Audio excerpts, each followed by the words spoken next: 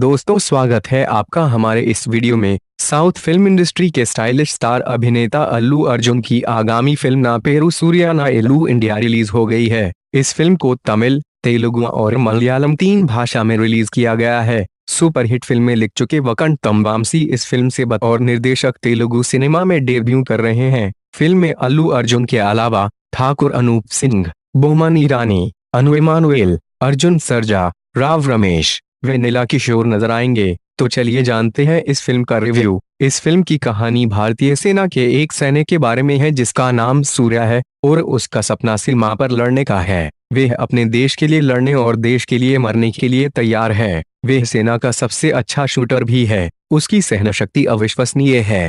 वह किसी और कमांडो की तुलना में बहुत आगे है। वह किसी भी खराब स्थिति में जीवित रह सकता है, यानी उसमें सब कुछ है। तो फिर पिछले 7 सालों से उन्हें सीमा पर क्यों नहीं भेजा गया है? इसका कारण है सूर्या का गुस्सा, अनियंत्रित क्रोध। जब सूर्या को गुस्सा आ जाता है तो वह बिना रुके उसे जो ठीक लगता है वो करता है और जो वो सोचता है वो सही है। अगर किसी ने गड़बड़ की तो वो किसी को भी मार देगा, चाहे फिर वो कोई भी हो। गुस्से के कारण चीफ यानी बोमन ईरानी उन्हें वार्निंग देते हैं, लेकिन फिर भी एक दिन सूर्या एक टेररिस्ट को मार देता है जिसके कारण उसे आर्मी से निकाल दिया जाता है। अब सूर्या के पास आर्मी में वापस आने का एक ही तरीका है, यदि वो किसी मनोवैज्ञानिक प्रोफेसर से सिग्नेचर ले ले कि सूर्या आर्मी में आने के लिए बिल्कुल ठीक है। अब वो प्रोफेसर खुद अल्लू अर्जुन के पिता होते हैं।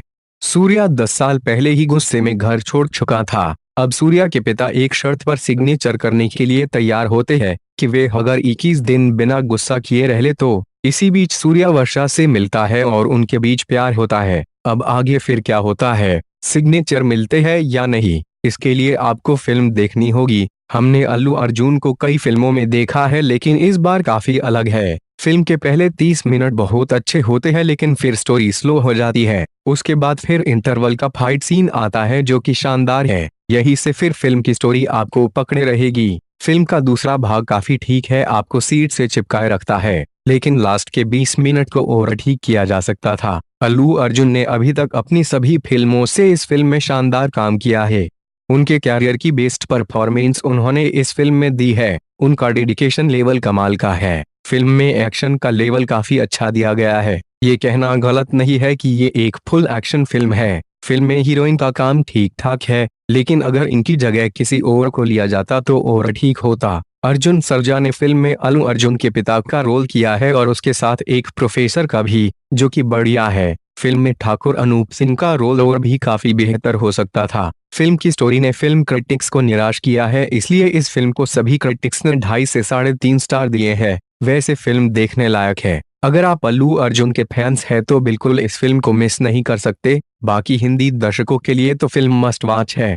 अब हिंदी में कब तक आती है हम आपको खबर मिलते ही बताएंगे। आप इस वीडियो को लाइक कर दें। हम मिलते हैं अगले वीडियो में। धन्यवाद। शानदार। इदेनी आकर बिरयानी।